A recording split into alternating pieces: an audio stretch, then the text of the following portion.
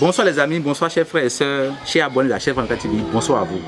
Ce soir, je vais vous amener sur le chemin de la contre-saison automate au Bénin. Moi, c'est Franck Arossin, je suis le directeur général de la société 24 Consulting, je suis un agripreneur, je suis un ingénieur en ingénierie de l'exploitation agricole. Nous sommes là pour vous accompagner dans le suivi de plantation, dans les montées de l'irrigation côte à côte, dans la réalisation de vos projets agricoles, dans le suivi, la fertilisation, l'irrigation, tout ce qui est lié à l'agriculture. Ce soir, nous sommes sur une ferme, la ferme Mouf, installé à Tori, où nous accompagnons le monsieur dans son projet de tomates en contre-saison. Les amis, avant de se lancer dans l'agriculture au sol, il faut faire des préalables. La première des choses à faire d'abord, c'est le choix du site. Si tu as les moyens, tu peux acheter des domaines. Tu vas à Tori, va un peu partout au Bénin où il y a encore d'espace, tu peux acheter. Si c'est pour faire peut-être déjà la tomate, donne priorité aux sols qui sont bons pour la tomate. Les sols qui sont bons en tomate, c'est à Tori, Beaumancé, Ouida, Sabi. Voyez-vous un peu vers au nord. En un mot, les sols ferralétiques. Alors, une fois le choix du site validé, l'eau validée, forage réalisé, il faut maintenant procéder au choix de quelle variété de tomate faire. Les amis, pour faire réussir le choix de la circulation, le choix de la variété de tomate à faire, parce que quand nous prenons la tomate par exemple, il y a près de 1000 variétés de tomates au monde. Il faut d'abord faire l'étude du marché. Toi-même qui me suis, toi qui veux lancer le projet agriculture, tu dois d'abord savoir toi-même ta consommation en tomates par mois. Il y en a, beaucoup, il y en a qui ne savent pas eux-mêmes leur propre consommation en tomates. Ils disent qu'ils veulent lancer la tomate et poser sur le marché. Vers qui tu iras vendre ça?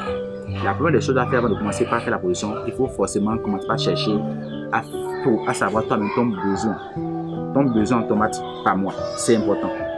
Alors, si tu sais maintenant, tu as fait du marché, tu as vu déjà, tu t'es rapproché des bonnes dans ton quartier, tu t'es rapproché des gens qui vendent peut-être dans les maquis, ceux qui font toutes les cuisiniers, tous ceux-là qui sont liés au circuit de ce que tu veux faire comme produit de circulation, tu veux maintenant choisir aller te lancer dans la production.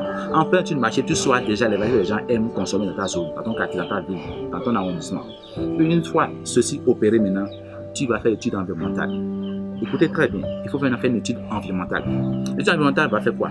Tu vas prendre un week-end, aller dans la partie où tu penses faire ta tomate et voir les anciens producteurs de la zone. Voir un peu, écouter-leur, avoir leurs conseils, pose ton problème. Attention, je vais poser telle chose dans la zone. Et vous, qu'est-ce que vous posez dans la zone déjà? Est-ce que ça marche? Pourquoi ça n'a pas marché? Quels sont vos défis? Tu vas faire en un mot l'analyse SWOT, les forces, les faiblesses, les menaces, les opportunités des anciens producteurs de la zone. Mais tu apprends maintenant leurs faiblesses. Si peut-être au cours de vos échanges, il te dit qu'ils n'ont pas pu réussir la tomate dans la zone parce que quand ils le font, leur tomate, les quelqu'un viennent les embêter, tu sauras que tu peux le faire en faisant seulement une serre. Si tu te dis que je n'ai pas fait la tomate parce que le sol n'est pas bon pour la tomate, là, tu sais que tu peux le faire en faisant hors sol. Donc le choix d'aller vers le hors sol ou aller vers le sol dépend de l'étude environnementale qu'on a réalisée. Parce qu'il ne faut pas se lancer pour lancer. Une étude d'aller inventer là-haut. Dans ton quartier, là où tu as ton domaine là, les gens sont déjà producteurs là avant toi. Si ce n'est pas le cas, il ne faut réfléchir pas 2 fois avant de commencer à te lancer à faire une production dans la zone. Si je suis dans chaque zone, il y a des gens qui font déjà quelque chose dans la zone avant toi. Va te rapprocher d'eux pour voir ce qu'ils faisaient d'abord. Et pourquoi il ne faut pas telle chose? Peut-être que toi tu le fais cette fois dans la zone. Pourquoi c'est ça? Vois un peu, fais un peu l'étude de leurs faiblesses. Après tout ceci maintenant là, l'autre chose qui est une capitale aussi, c'est le choix de la ressource humaine. Qui pour travailler dans ton projet? Je te conseille, après d'avoir fait le choix du site, après d'avoir amélioré tout ça là, il faut maintenant valider la semence à acheter. Après la validation de la semence, il faut aussi aller maintenant vers le choix de ceux-là qui veulent travailler dans le projet. Le recrutement, tu veux nous confier ça? Notre société peut t'accompagner dans le recrutement des gens. Actuellement, ici maintenant, avec notre investisseur, ici, on lui a proposé un ouvrier agricole et un technicien et ils font le suivi avec lui.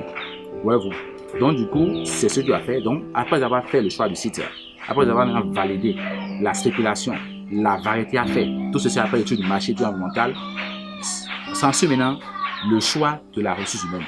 Qui sont ceux qui veulent travailler avec toi? Dans ton projet, je te conseille de prendre des gens expérimentés, des gens qui ont déjà l'expérience dans la chose. Si tu n'as pas de quoi vous trouver, contacte nous 24 Consulting, nous allons te poser la même de qu'il faut. Parce qu'on a une école des métiers d'agriculture et d'élevage. Nous formons beaucoup de jeunes sur le marché béninois et africains en général qui sont capables de relever les défis. Nous formons des ouvriers agricoles, des techniciens agricoles et même des ingénieurs qui sont capables de relever des défis sur des sites, peu importe la nature du sol. Ouais, donc du coup, tu vas faire le choix de site. Si tu es toi seul qui fais ton propre choix de ressources humaines, je te conseille de choisir quelqu'un qui est déjà âgé, qui a déjà peut-être un enfant et une femme. Là, tu vas faire à compte d'un abri sur le site pour eux et après ceci, maintenant, tu vas essayer de les loger là. Comme ça, tu es sûr que quand tu vas travailler quelque part et ils sont là, ils sont sur le site. Mais quand tu prends un jeune qui n'a pas un cas de charge, qui n'a pas un contrat avec toi, quand tu quittes le site, aussi quittera le site. Quand tu reviendras un jour, tu verras que tout est abandonné, c'est pas bien. Beaucoup de gens ont fui l'agriculture parce qu'ils ont été spoliés par des gens, ils ont été déçus par la jeunesse. Je pense que c'est parce que vous n'avez pas pris les carrefours par rapport à ça. Nous sommes là pour vous aider à faire le choix de votre technicien.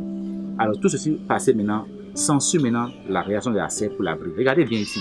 Vous voyez bien la serre qui est ici. C'est une serre que nous avons proposée à l'investisseur. C'est fait localement. Ici c'est les moustiquaires. Nous avons mis des bois qu'il faut. Le rouge c'est couvert par des sachets anti-boue. Et ici, vous allez voir. Voilà, on a fait genre une entrée. Donc, nous avons déjà fait un pépinière de plaques ici. Et après les 21 jours naturellement, on va aller à 30 jours.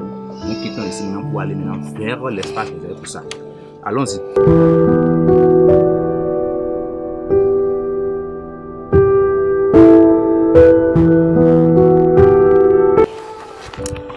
Alors les amis, comme je vous disais, après avoir réussi l'étape du choix du site, le choix de la circulation, le choix de la ressource humaine, s'ensuit maintenant la réaction de la pépinière. Pour réussir la pépinière, il faut appliquer les 4 S. D'abord, le bon sol ou bien le sol coco. Secondo, il faut faire le semis. Troisièmement, il faut faire maintenant le choix de la semence avant de faire le semis. Et quatrièmement, il faut faire le suivi maintenant. Donc les 4 S. Sol coco ou bien sol ordinaire. Ou son de riz. Ça dépend de votre substrat utilisé. Secondo, maintenant le choix de la semence. Après ça, maintenant, la réaction du semis, même le semis, il faut faire le semis, mettre les graines au sol. Quatrième chose, il faut faire maintenant le suivi. Savoir donner l'eau qu'il faut, savoir donner l'engrais qu'il faut et savoir donner aussi le produit à utiliser pour faire l'entretien. L'eau, généralement, je conseille, ça dépend de votre milieu. Généralement, pour une plaque, essayez de vérifier l'eau pour 500 ml d'eau par plaque par jour. Pour l'engrais, je conseille l'engrais foliaire à appliquer le 8e jour, 15e jour, 22e jour et 29e jour. Pour l'entretien, je vous conseille un produits insecticides et fongicides. Choisissez un insecticide, peut-être un insecticide le 6e jour, 13e jour, 20e jour et le 15e jour. Et par rapport au fongicide là, 10e jour, 14e jour, et après maintenant le 27e jour. Merci beaucoup. Chers amis, chers internautes, alors après la variation des 4 S, à savoir le sol, la semence, le semis et le suivi, s'ensuit maintenant au repiquage. Les amis, j'ai dit que la tomate peut se faire en sol, en hors-sol, sous serre ou en plein champ. Le choix d'une tomate en plein champ ou le choix d'une position de tomate sous serre, ça dépend de votre environnement. Ici, nous sommes à Torici et l'investisseur a voulu faire une serre sur son hectare. Le budget était de près de 100 millions, des serres bien réalisées où l'équipement allait quitter l'extérieur. Mais après avoir fait l'étude du sol, on lui a conseillé d'abord de faire d'abord son projet au sol. Parce que le sol est bel et bien riche. Son sol est riche. Donc, inutile de faire d'abord une position sous serre ou une position en hors-sol s'il avait un sol qui est riche. On fait la serre pour corriger les problèmes de variation climatique, les problèmes d'excès de chaleur, ou bien on fait la position hors-sol parce que le sol n'est pas riche. Les amis, ici, nous sommes bel et bien en présence d'un sol ferralétique qui est bien riche. Conclusion, inutile de faire une position hors sol et d'utiliser une position sous serre. Je vous ai bien dit, avant de vous lancer dans la prochaine agricole, rapprochez-vous d'un expert, d'un cabinet d'insecticides agricoles pour avoir le conseil. Nous sommes là pour vous. Donc du coup, on se lance pas pour se lancer, non. Aujourd'hui, les choses existent déjà, il faut se lancer parce qu'on s'y connaît et on a ce qu'il faut. Nous, quand vous nous contactez, on élabore le projet avec vous, on essaie d'exécuter le projet avec vous et on vous trouve un technicien qui est mandaté, qui est avalisé par nous, qui vous fait le suivi. Tout à l'heure, je vais vous présenter le technicien qu'on a fêté pour la ferme de Monsieur Mouf et vous allez voir ce qu'il fait. Tout est déjà tracé. Il a déjà son calendrier, il ne fait qu'appliquer les choses jour par jour. Les amis, on revient ici maintenant. Donc après avoir fait valider les 4 S sans sur le repiquage, nous avons repiqué ici dans le sol. Ouais, pour le sol ici, c'est dans le sol. Mais cette fois-ci, nous n'avons pas fait comme nos aïeux. Le monde a évolué. Donc nous avons utilisé les sachets anti-UV, les sachets Mulch. Ces sachets qui sont là protègent le sol contre les mauvaises herbes. Ça protège le sol contre les mauvaises herbes et ça maintient l'humidité au sol. Donc l'irrigation que nous faisons grâce à nos bancs gouttes que vous voyez ici déjà, l'irrigation est sécurisée, le sol est bien humide et les racines peuvent aller naturellement jusqu'à 30 cm du sol. À la conclusion, si les racines peuvent aller jusqu'à 30 cm du sol, le rendement sera meilleur. Ici, nous pouvons avoir jusqu'à 7 kg par plante. Mon frère, ma soeur, toi qui me suis, on ne peut pas avoir un salaire de 100 000 francs par mois, un salaire de 40 000 francs par mois et prétendre déjà lancer une production à coût de millions. Non. Commence à se retirer comme moyen.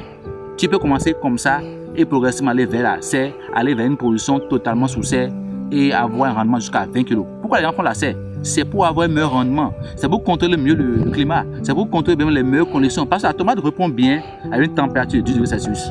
Mais généralement en Afrique, dans les températures générales au Bénin, là où nous sommes maintenant, nous sommes déjà à 20 degrés. Vous allez quelque part encore un peu plus loin, vous êtes à 28 degrés. Même vous allez au Niger, un peu partout dans la sous-région, ils sont jusqu'à même au-delà de 30 degrés. Ce n'est pas bon pour la tomate. Ici déjà, comme nous sommes déjà au-delà de 10 degrés, ce que j'ai conseillé à mon technicien qui est ici, c'est que à chaque fois qu'il voit que notre thermomètre remonte la température, parce qu'on a un outil pour compter la température, remonte là, il met l'eau dans les pulvérisateurs et il essaie d'asperger sur les feuilles pour apporter la fraîcheur aux feuilles. Donc ici c'est bien c'est au sol, c'est les planches comme vous l'avez vu, comme vous voyez dans l'image, c'est les planches de 45 mètres. On a acheté les rouleaux. Les sacs bêches, nous vendons ça aussi, l'équipement existe à notre niveau. On a déjà les sacs bêches là, ça existe déjà, c'est 5 mètres de 420 mètres sur 1 mètre 20 de largeur, c'est seulement à 45 000. C'est seulement 45 000. Quand vous achetez, vous faites votre péage, ça vous empêche de faire encore le désherbage, de venir encore faire le labour, tout ça là, non, c'est bon. Il faut bien dresser les planches de 1 mètre de largeur et peu importe la longueur.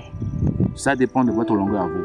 Et il faut bien installer ça goutte à goutte pour que les planches soient irriguées et que ça puisse trouver l'eau à chaque heure. Ici, le sème, ouais, comme vous voyez déjà là-bas, c'est bien installé. Je peux vous dire que l'investisseur ici, nous sommes en présence ici d'un hectare, mais qui est déjà exploité. Si c'est 2 hectares qui est exploité comme ça, voilà le deuxième bloc qui est de l'autre côté. Et ici, je peux vous dire que ici, pour ce qui est fait déjà au sol ici, déjà avec 1,5 million, vous déjà ce qui est ici, y compris l'eau, l'installation, tout.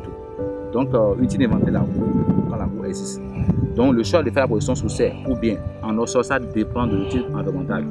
Et je pense que main dans la main, nous allons vous aider à relever le défi. Notre bonheur, c'est parce que notre bonheur, c'est que vous, les investisseurs généralement, puissent avoir un reçu d'investissement.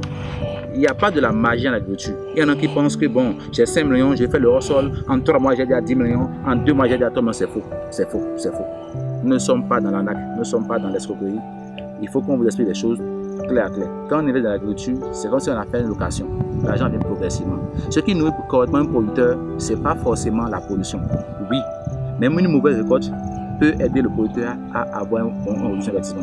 Je peux faire une mauvaise récolte, mais avoir un investissement. Si je profite des produits annexes, je profite aussi du marché. Oui, il faut bien étudier le marché et se lancer. Ouais, vous, je peux être un producteur ici maintenant et profiter aussi des rejets, des résidus. Donc, un producteur, c'est beaucoup de choses. Quand vous vous focalisez seulement sur vos productions, vous pouvez récolter, vous pouvez avoir un meilleur rendement, mais il faut penser aussi aux activités annexes liées à ça. C'est important. Nous allons faire une autre vidéo pour expliquer clairement aux gens ce que le producteur gagne. Parce qu'on a constaté que dans la chaîne de production, souvent, on pense que c'est le producteur qui essuie beaucoup plus d'échecs et le commerçant profite mieux. Or, ça n'est pas le cas.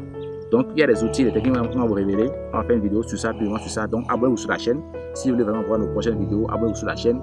Activez la cloche de notification. Et prochainement, dans cette vidéo, nous allons réaliser cette vidéo pour vous. Vous allez facilement voir ça.